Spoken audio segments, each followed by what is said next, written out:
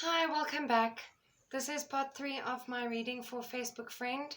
It is a love reading, and we have been checking what is going on in her life. She was asking me specifically that she needed some guidance regarding what action to take or what decision to make. She just needed some sense of direction. So basically in parts 1 and 2, we saw that there is a karmic relationship currently at play. And with the world, there's a cycle that needs to end in order for something new to begin. But if you're willing to take that leap of faith, if you're willing to take that path or that direction, then there is a passionate new beginning coming your way. With a person who's very emotional, very nurturing, very caring. Okay, let us see some advice. Again, you have 10 of Swords reversed, and I did shuffle this deck properly. I did. With 7 of Wands reversed. Yes, I'm feeling like you're so drained with all the arguments. I'm feeling like also you're tired of resisting something, because the 7 of Wands is all about resisting something, fighting something, refusing to acknowledge something. So like refusing to acknowledge that a relationship is ending, refusing to leave a situation, not acknowledging your feelings for someone. And there's a feeling of being drained that goes with that. But I'm feeling like this whole energy, since it's in reverse, it is lifting. The heavy energy will be lifting for you.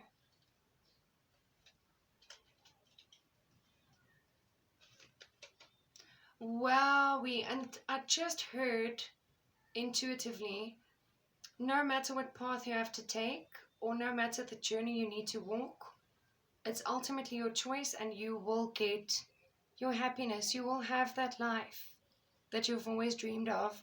Excuse me. You know, the partner, the connection, the children, the happy home. This is the card of having it all.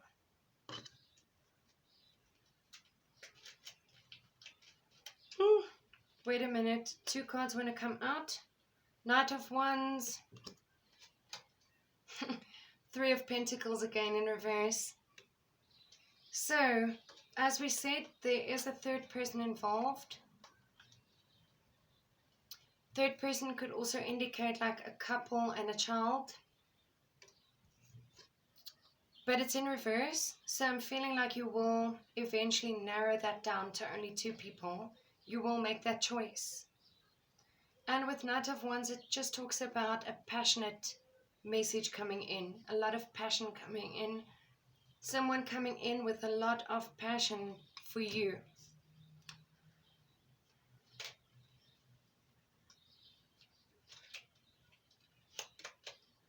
Three of Swords, again 3, and we've had this card before.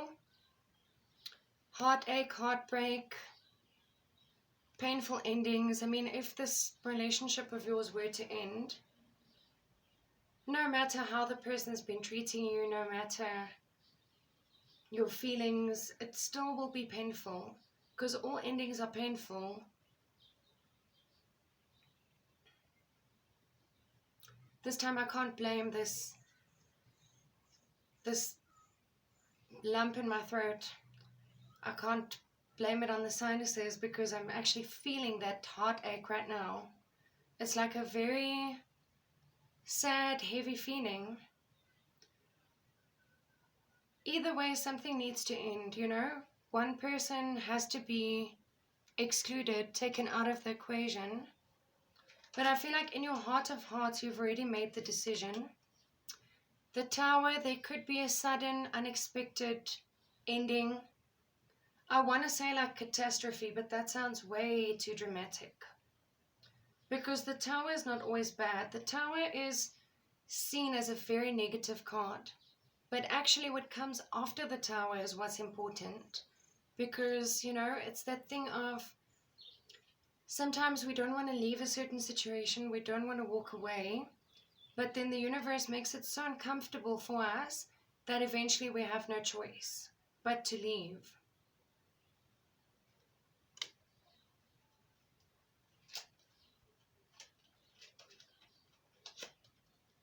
King of Swords reversed, there he is, there is your Gemini. In reverse, because he's not perhaps in your life the way you want him to be just yet.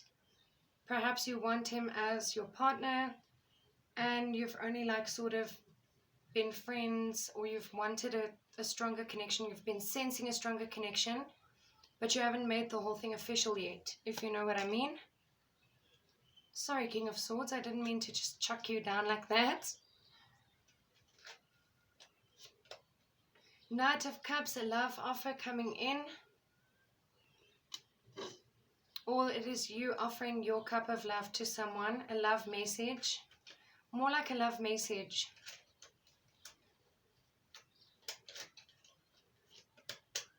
Ace of Swords, wow. So from Queen of Swords reversed to Ace of Swords in the upright position, that is a great change. So from a relationship where you stopped communicating, you stopped giving your time and energy to the connection, there will now be a new opportunity, new channels of communication opening up. Aces are all about new beginnings, right? And swords are all about communication, thoughts, ideas. So it's like the birth of a new idea, the beginning of a new idea, the beginning of communication.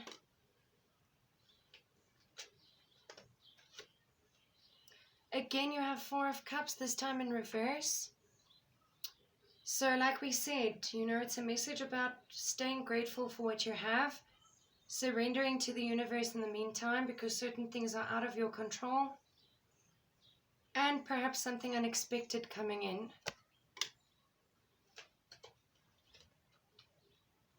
Six of Swords, the Journey card.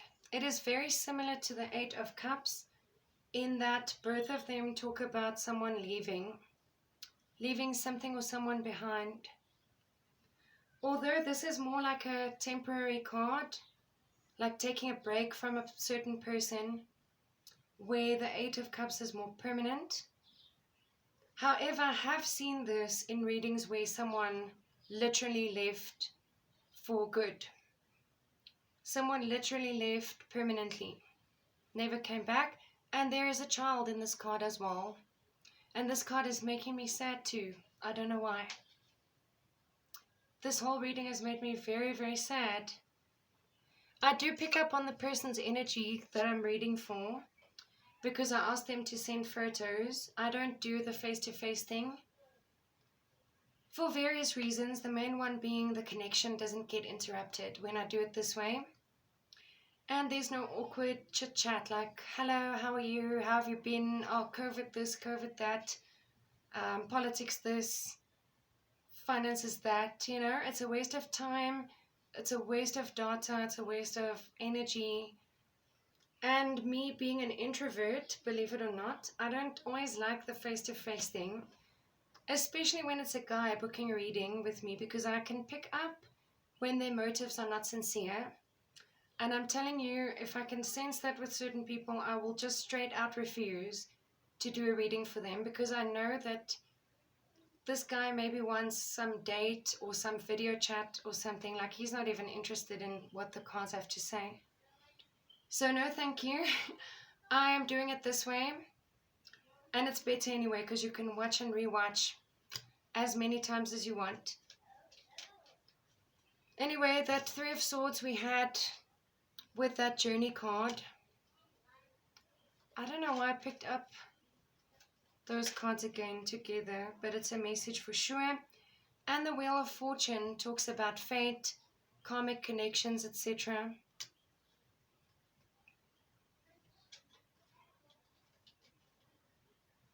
Alright, so at the bottom of the deck we have Judgment, which speaks about a rebirth and a renewal. Like we have said, we had the World, the Wheel of Fortune, and Judgment, which all refer to karmic cycles and changes. But you know, you can't move ahead without leaving something behind. Like I said, I must follow my advice sometimes because I give great advice, but when it comes to taking my own advice, that's a different story. So, something needs to end in order for something new to begin. There will be a rebirth, a revival, a renewal. But you know, these people died in order to be reborn again. So something in them had to die. They had to leave something or someone behind, some part of themselves. The old versions needed to die in order for this renewal and rebirth to take place. Alright guys, that is the ending of this reading. The end of this reading. Ending because I was literally thinking of the ending, the end of the world, judgment. That is the end of the reading. I hope it resonated with you. Thank you very much for watching. Thanks to everyone else for watching. I appreciate all your support. Please stay safe, keep well.